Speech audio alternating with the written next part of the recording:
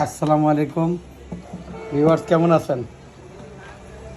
আমি বাড়িতে যাইতেছিলাম গ্রামের বাড়িতে। তো আমার গ্রামের বাড়ির রাস্তায় এক ভাই গাছে উঠছে কাঁঠাল নেওয়ার জন্য। আজকে আবার হাটের দিন, তা গাছ থেকে নামায়া নিয়ে আসছে যে কাঁঠালটা, একটা কাঁঠাল বিক্রি করার জন্য হাটে নিয়ে যাচ্ছে। তো ভাইকে জিজ্ঞাসা করলাম কত, বললো যে 120 টাকা দিবেন। আমরা যে কত কয়, 100 টাকা দেন। 100 টাকাতে কাঁঠালটা কিনে আনলাম।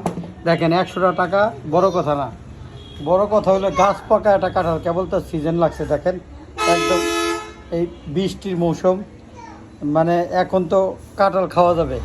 একদম গাছ পাকা, দেখেন এত সুন্দর গ্রান, এত সুন্দর গ্রান, মানে পুরা মনটাকে মাথায় নিছে, এত সুন্দর গ্রান। আর আমার বাচ্চা তো কাঁঠাল, মানে এই যে কাঁঠাল খাওয়ার জন্য চলে আসছে। আমার বাচ্চা তো কাঁঠাল না নিয়ে আসবেই না, কাঁঠাল না নিয়ে আসবে না। একটা প্লেট দাও বাবুর জন্য। তারা ভেঙে দিচ্ছি বাবা, ভেঙে দিচ্ছি বাবা। দেখো তো গ্রান আছে নি, গ্রান, যে গ্রান দেয় দেখছে। হ্যাঁ, একটু এটা ভেঙে দাও তো কাঁঠালটা একটু, বাবু খাক। এখানে ধরে না বাবা, কাঁঠা, এটা আঠা একদম। দেখেন গাছ, এই মাত্র গাছে থেকে নামাইলো আমার চোখের সামনে, দেখছেন?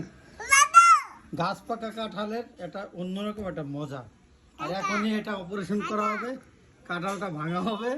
আপনারা দেখতে থাকেন, আর যদি ভালো লাগে ভিডিওটা শেয়ার করবেন, আর সুন্দর কমেন্ট করবেন, গঠনমূলক কমেন্ট করবেন।